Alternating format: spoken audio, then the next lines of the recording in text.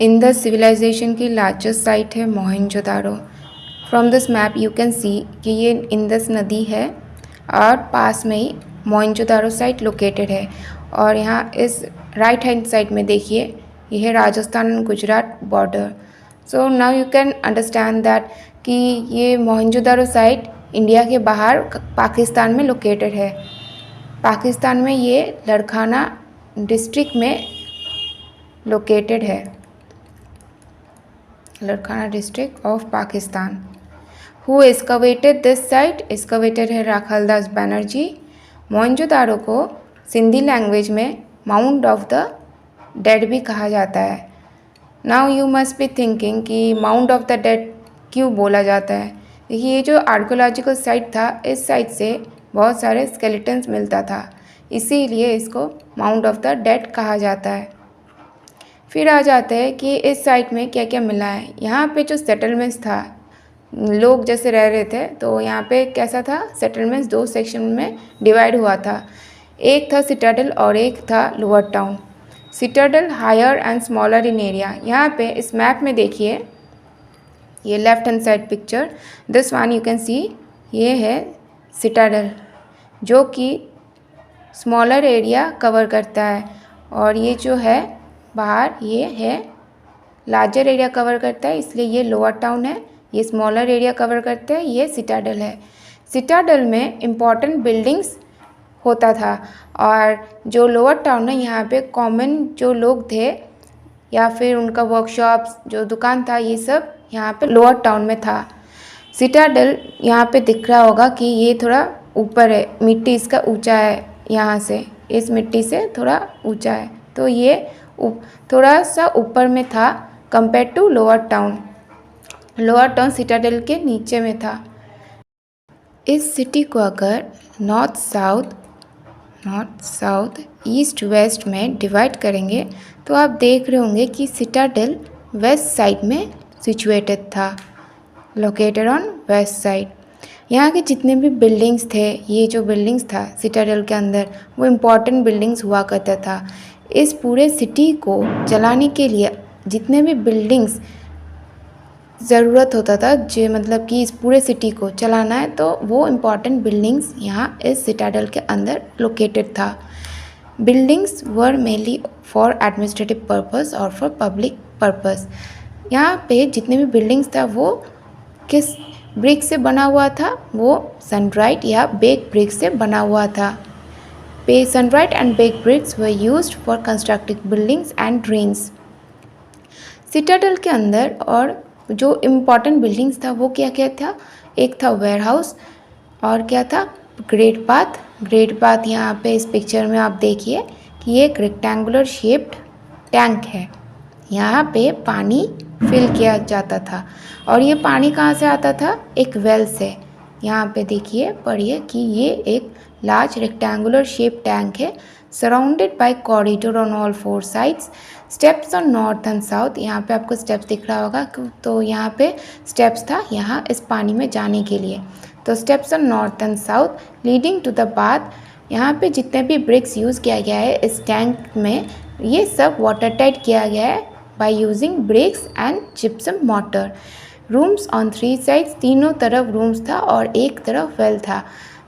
जो मैंने कहा ना, ये यहाँ पे पानी फिल किया जाता था, तो ये पानी कहाँ से आता था? उस वेल से आता था।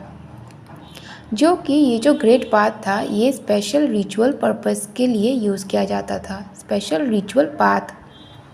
फिर आ जाता है ग्रेट ग्रैनरी।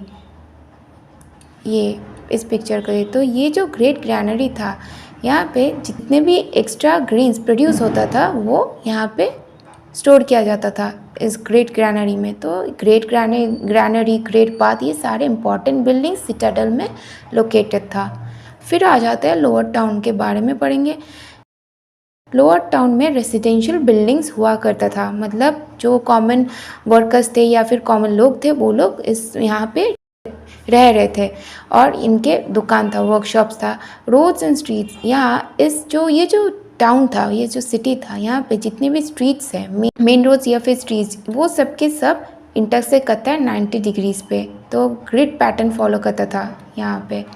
तो grid patterns intersecting each other at right angles, well plan drainage system, domestic waste water pass to the street drains which connected to main drains. तो यहाँ पे एक चीज़ समझ में आ रहा है कि यहाँ इस टाइम के लोग बहुत ही अच्छा मतलब सैनिटेशन था। तो यहाँ पे कैसे इस ड्रेनेज सिस्टम से पता चलता है कि ये लोग जो ड्रेन्स यूज़ करते थे ये ब्रिक से है तो ढका हुआ करता था या फिर स्टोन स्लैब से, और जितने भी घरों का जो डोमेस्टिक वेस्ट वाटर था, घर का जितने भी वेस्ट पानी था वो चला जाता था स्ट्रीट्स में, स्ट्रीट ड्रेन्स में, और वो स्ट्रीट ड्रेन्स कनेक्ट होता था मेन ड्रेन्स में। यहाँ पे जितने भी हाउसेस था, ज़्यादातर हाउसेस में एक कोर्टयार्ड हुआ करता था जो कि सेंटर में था, और वो कोर्टयार्ड किस लिए था? कुकिंग के लिए और एयर पैसेज के लिए। यहाँ इस पिक्चर में देखेंगे कि ये है कोर्टयार्ड, ये जो बीच में है ये है कोर्टयार्ड, ये है मेन डोर। यहाँ से एंटर करेंगे तो जितने भी लोग यहाँ पे एंटर करते थे वो लोग ये डायरेक्ट कोर्टयार्ड नहीं देख पाते थे। तो डायरेक्ट क्या देख पाते थे? डायरेक्ट आके वॉल को देखेंगे, फिर ये लोग कोर्टयार्ड में जा सकते हैं।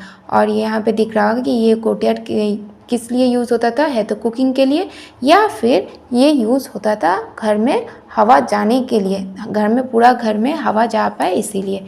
और यहाँ पे जो लिखा है privacy as the main entrance of the house do not give direct access to the courtyard. मैंने पहले बताया कि ये जो मेन डोर था यहाँ से, ये कोई भी स्ट्रेंजर अगर आता था तो उन्हें पूरा डायरेक्टली कोर्टयार्ड नहीं देख पाता था। वो लोग बस ये वॉल देखेंगे या सामने जो ऐसा रूम है इसको देख पाएंगे, पर डायरेक्ट एक्सेस नहीं होता था। तो इसीलिए बहुत अच्छा प्राइवेसी मेंटेन करते थे।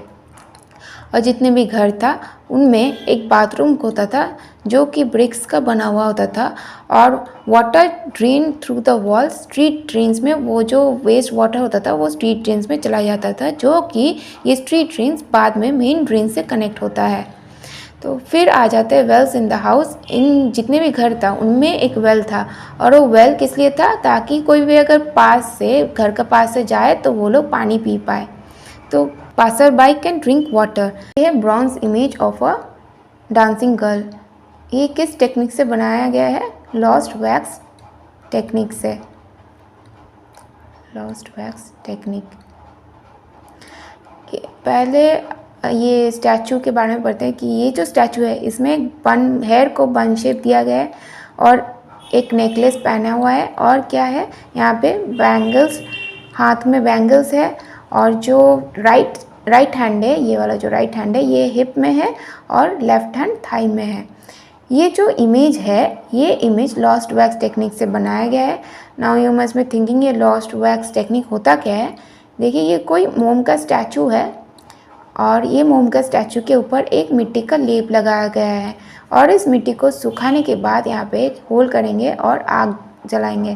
तो जिसकी वजह से ये जो इस होल से ये जो वैक्स है, ये जो मोम है, ये पिघल के बाहर निकल आ जाएगा, और एक यहाँ पे स्पेस क्रिएट होता है ना, यहाँ पे कुछ नहीं है तो ये एक शेप ले लेता है उस मोल्ड का।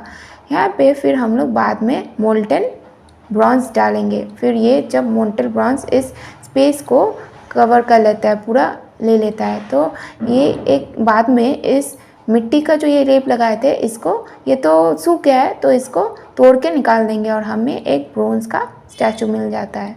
तो ये है लॉस्ट वैक्स टेक्निक। फिर आ जाते हैं हमें और क्या मिला है? पशुपति सील, इसको प्रोटोशिवा भी कहते हैं। यहाँ पे एक चीफ मेल डीटी है जो कि 3 horn head sitting in a yogi posture. यहाँ पे देखिए ये है पशुपति सील, ठीक है। तो यहाँ पे आपको एक चीफ मेल डीटी दिख रहा है जिसका कि 3 हॉर्न है। देखिए ये जो 3 हॉर्न है, 3 हॉर्न हेड है, ये एक योगी पॉस्चर में बैठे हुए हैं यहाँ पे। और क्या है? Surrounded by rhinoceros. यहाँ पे आपको दिख रहा है ये एक राइनोसोरस है, ये बफेलो है, यहाँ पे एलिफेंट है, टाइगर है, और 2 डियर नीचे है फीट की तरफ, ठीक है। तो 2 deer, rhinoceros, tiger, buffalo, 2 deers appear at feet. फिर आ जाता है steatite statue of a beard man. ये जो बियर्ड मैन है इनको प्रीस्ट किंग का स्टैचू भी कहा जाता है। यहाँ पे आपको दिख रहा है इस स्टैचू में एक फिलेट है यहाँ पे, जो कि एक रॉयल सिंबल है। ठीक है तो ये प्रीस्ट है या फिर किंग है। इलोंगेटेड हाफ क्लोज्ड आई है यहाँ पे। और क्या दिखता है, ये जो शॉल पहना हुआ है ये ट्रिफॉल पैटर्न से इनमें।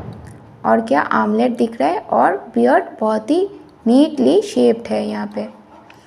और फिर पढ़ते हैं स्टियाटेड यूनिकॉर्न सील भी मिला है, हम्पलेस बुल भी मिला है, हम्पलेस बुल सील मिला है।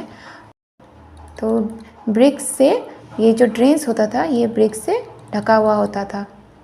तो काफ़ी well plan drainage system, sanitation बहुत ही अच्छा था।